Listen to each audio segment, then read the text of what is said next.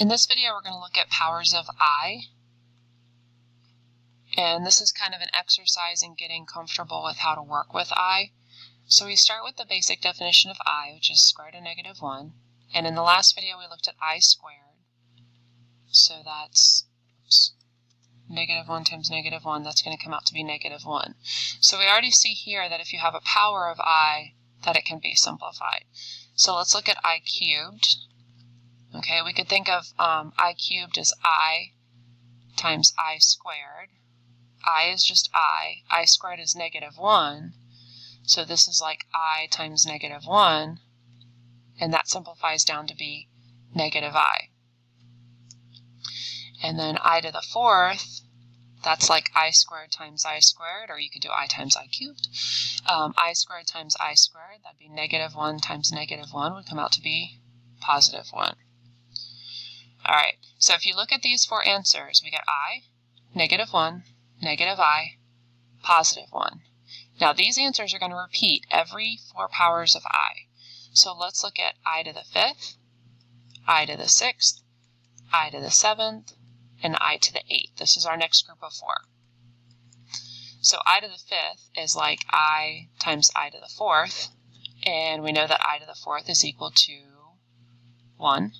Okay, here's our answers.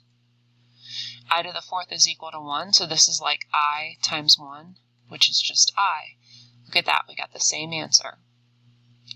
And then I to the 6th is like I squared, I to the 4th. We're using, sorry, I should have mentioned this. We're using exponent rules here. So I'm taking this, just like we did to simplify radicals, I'm taking this exponent and I'm breaking it up into pieces that I can use. I'm picking these totally at random. You could do 3 and 3 make 6, 2 and 4 make 6. You could even do 1 and 5 because we just did 5. So you can break these up any way you want. I squared we know is negative 1. I to the 4th we know is positive 1. And so negative 1 times 1 gives us negative 1. Look at that. That matches. And then I to the 7th we could write as, there's lots of different ways that you can do this. We could do this as I to the 1 times I to the 6. Okay, 1 and 6 make 7. So that's going to be I times I to the 6 was negative 1. And we get negative I. No matter which way you break it up, that's going to be negative I. And then I to the 8th, we can break this up any way we want. Let's say this is I to the 4th times I to the 4th. What's I to the 4th? I to the 4th is equal to 1. And that's going to be 1. So if you look at these answers, as a group of four, they repeat. 1 through 4 repeats again through 5 through 6. If we did these again, 10, 11, and 12, we would get the same exact answers again. I, negative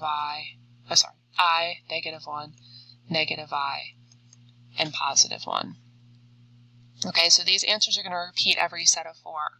So what that means is that we can always reduce powers of I to one of these four answers. So how would we do it if it was one that we couldn't figure out directly like this? So let's say that we had like I to the 35th. Well, the easiest one to use is I to the 4th because that comes out to be 1. So any multiple exponent of 4 is just going to be a 1, and basically that's going to disappear. So what's the biggest multiple of 4 that I could use in 35?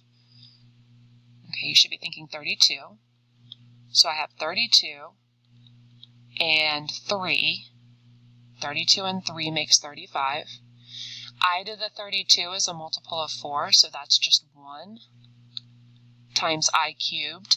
Now you can remember what I cubed is, or you could reduce this as well and say I know that I cubed is the same as I times I squared, and I squared is one that you should always remember is negative 1.